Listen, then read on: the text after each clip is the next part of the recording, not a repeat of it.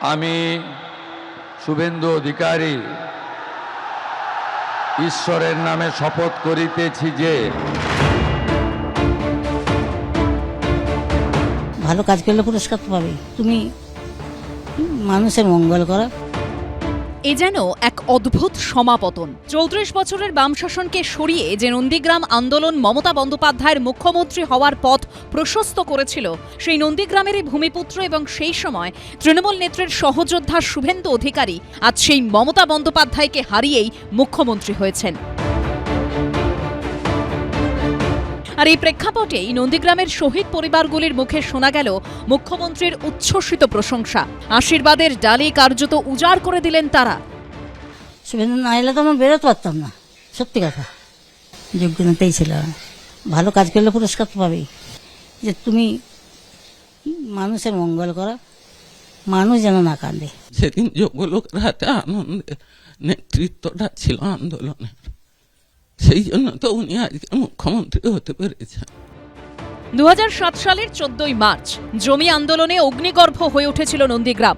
পুলিশের বিরুদ্ধে গুলি চালানোর অভিযোগ ওঠে, চলে যায় ১৪টি তরতাজা প্রাণ।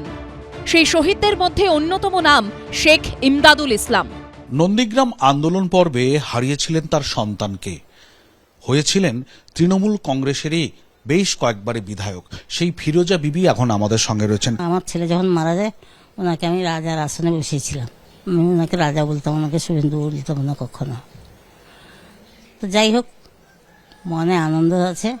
তবে আমার আশা এইটুকু যে উনি যেন সম্মানের সঙ্গে সসম্মানে ধর্ম পালন করেন। শুভেন্দু অধিকারীকে আমাকে আমার আশীর্বাদ জানাবেন। নন্দীগ্রাম আন্দোলনের সময় ভাই প্রলয় গিরিকে হারিয়েছিলেন। তারপর কেটে গেছে ১৯টি বছর। এখনও সহোদরকে হারানোর যন্ত্রণা কুড়ে কুড়ে খাচ্ছে দাদা পলাশকে। মমতা ব্যানার্জি আজকের দুশ্মনী করেছেন শহীদদের সঙ্গে। এখনো অবধি 5টি পরিবার কর্মসংস্থান পায়নি। 2011 সালের পর থেকে উনি একবারের জন্য শহীদ স্মরণ সভা করতে আসেনি। 2007 সাল থেকে শুভেন্দু অধিকারী শহীদ পরিবারদের পাশে আছে, সুখ দুঃখে উনি সাথী। আমরা খুব গর্বিত এবং অহংকারিত যে শুভেন্দু অধিকারী আজকের মুখ্যমন্ত্রী হয়েছেন। গন্ডগোলের মধ্যে পড়ে গুলি খেয়েছিলেন ভাঙাবেড়ার বাসিন্দা হৈমবতী হালদার। সত্তরোর্ধ্ব এই মহিলার দাবি, তারপর থেকে ঘরের ছেলের মতো তিনি সবসময় পাশে পেয়েছেন শুভেন্দু অধিকারীকে। উনি আমার ছেলের মতো, উনি আমাকে দেখভাল করে, সবসময় যেন আমার সুবিধা অসুবিধা বিপদে আপদে দেখে। ওই জন্য আমি তো সবসময় শুভেন্দুবাবুর পাশে আছি। সেদিন যোগ্য লোকের হাতে আনন্দে নেতৃত্বটা ছিল আন্দোলনের, সেই জন্য তো উনি আজকে মুখ্যমন্ত্রী হতে পেরেছেন।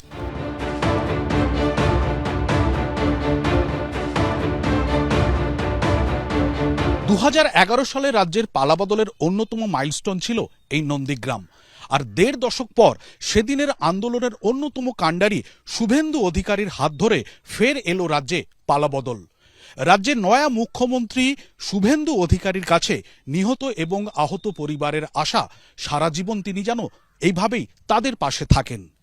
নন্দীগ্রাম থেকে ক্যামেরায় অতনু কুণ্ডু ও সাহিব আলম শাহের সঙ্গে বিটন চক্রবর্তী, এবিপি আনন্দ, পূর্ব মেদিনীপুর। এবিপি আনন্দ, এগিয়ে থাকে, এগিয়ে রাখে।